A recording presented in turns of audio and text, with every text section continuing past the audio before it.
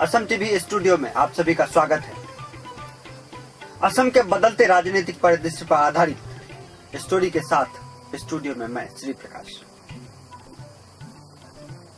अब जबकि राज्य के मुख्यमंत्री तरुण गोगोई का तीसरा कार्यकाल 2016 में पूरा होने वाला है और अगले वर्ष के प्रारंभ से चुनाव की प्रक्रिया शुरू हो जाएगी, अतएव 2015 सभी राजनीतिक दलों के लिए तैयारियों का वर्ष है और सभी दल अपने अपने स्तर से तैयारियां करने में जुट गए हैं।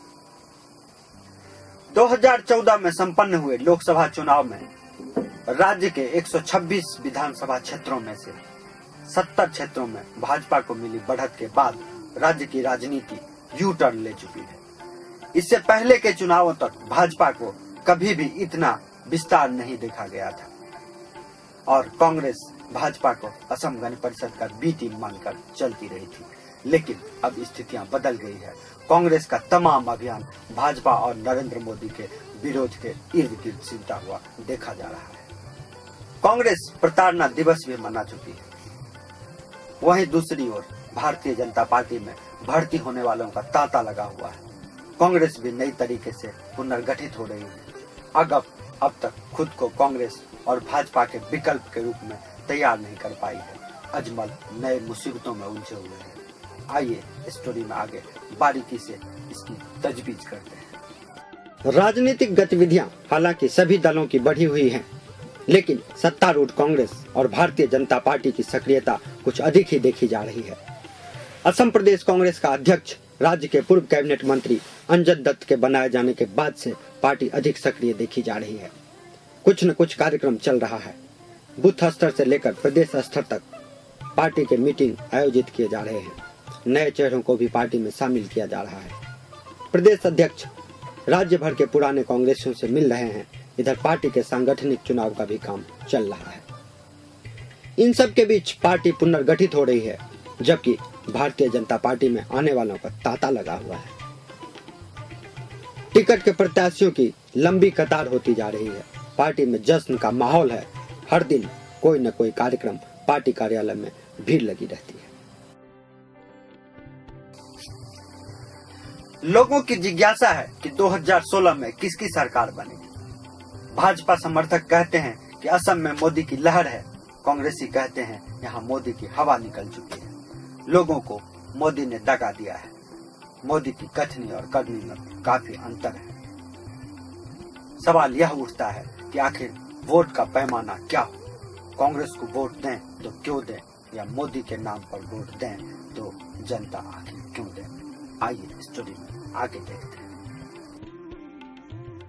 किसी भी दल को लोग वोट देते हैं उस पार्टी के काम के आधार पर, न कि उसकी पार्टी में लगने वाली भीड़ को देखकर।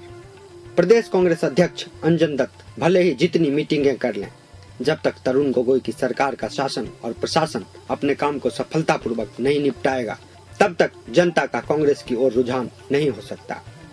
एक ओर सरकार राइज और पदोलित राइज और सरकार कार्यक्रम चलाकर लोगों का काम उसके दरवाजे पर जाकर करने की बात कर रही है। दूसरी ओर सरकारी कार्यालयों में जाने पर भी काम नहीं होता है। महंगाई को नियंत्रित करने में राज्य सरकार लगातार विफल रही है। सिंडिकेट के कारण हर सामान मनमाने दाम पर बिक रहे हैं। जनता त्राहिमाम कर रही है। अपने कार्यकाल के शेष बचे दिनों में यदि यह सरकार जनता को महंगाई से राहत दिलाने और प्रशासन को चुस्त करने की दिशा में काम करे तो चुनाव तक जनता का विश्वास कांग्रेस पर लौट सकता है।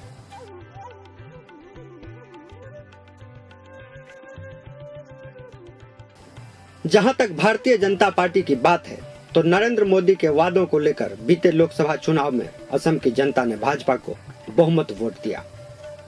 2016 का असम विधानसभा चुनाव होने तक केंद्र की मोदी सरकार का 2 वर्ष पूरा हो चुका रहेगा। इन 2 वर्षों में मोदी यदि चुनाव के दौरान किए गए अपने वायदों को पूरा करते गए तो इसमें कोई शक नहीं कि असम में पूर्ण बहुमत से अगली सरकार भाजपा की बनेगी। लेकिन यदि जनता को राहत नहीं मिल पाई और चुनाव में किए गए वायदों को पूरा नहीं किया गया तो भाजपा के लिए बढ़त बनाए रखना मुश्किल होगा।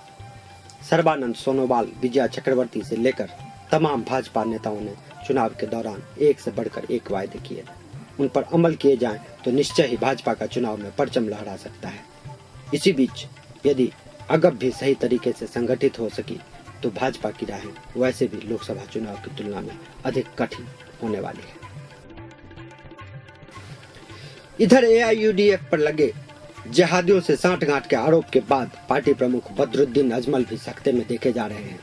हालांकि उनके वोटरों पर इसका कोई प्रभाव पड़ने वाला नहीं है, फिर भी केंद्र में मोदी की सरकार बनने के बाद अजमल की पार्टी को संदेह के दायरे में लाकर जांच के घेरे में रखा गया है। अगर राज्य में भी भाजपा की सरकार बनती है तो अजमल की राहें और भी ज्यादा कठिन हो सकती है। ऐसे में मोदी को रोकने के नाम पर एआईयूडीएफ की कांग्रेस से चुनावी सांठगांठ की उत्पन्न होने वाली आवश्यकता की संभावनाओं को नकारा नहीं जा सकता है। कांग्रेस को भी ऐसे मोड़ पे आकर अजमल की मैत्री रास आ सकती है। अजमल ने हालांकि शुरू से ही कांग्रेस आला कमान के पास अपना एक लाइन बना रखा है। कांग्रेस आला कमान के लिए असम में कांग्रेस की जीत आवश्यक है, अन्यथा भाजपा राज्यसभा में भी मजबूत हो जाएगी। ऐसे में अजमल और कांग्रेस की नजदीकी की पूरी संभावना दिख रही है। ऊंट किस करवट बैठेगा यह तो समय ही बताएगा, लेकिन चुनाव से पहले तक अभी कई समीकरण बनने और बिगड़ने बाकी है। सभी दल सक्रिय हों, इससे जनता का फायदा ही होगा, लेकिन हवाई बातें करने से कुछ नहीं होगा। सत्तारूढ़ कांग्रेस को यह पता होना चाहिए कि असम में शासन और प्रशासन की विफलता के कारण ही लोकसभा चुनाव में लोगों ने भाजपा को वोट दिया था और काम करके ही जनता का खोया हुआ विश्वास वापस मिल सकता है। वहीं भाजपा को भी यह समझना चाहिए कि चुनावी वायदे को पूरा करने से ही जनता का उस पर विश्वास बरकरार रहेगा। असम गण परिषद को भी पुनर्गठित होने की जरूरत है और वैयक्तिक स्वार्थ से ऊपर उठकर जन सरोकार से पार्टी को जोड़ने की जरूरत है। इसके लिए सबसे पहले पार्टी को आपस में संगठित होना पड़ेगा और केंद्र तथा राज्य सरकार की विफलताओं से जनता को अवगत कराना होगा। वहीं एआईयूडीएफ को जनहित से जोड़कर उदार तरीके से चुनाव में उतरना चाहिए ताकि जनहित से जुड़े मुद्दे चुनावी मुद्दे के रूप में उभर कर सामने आ सके। धन्यवाद। जय हिंद।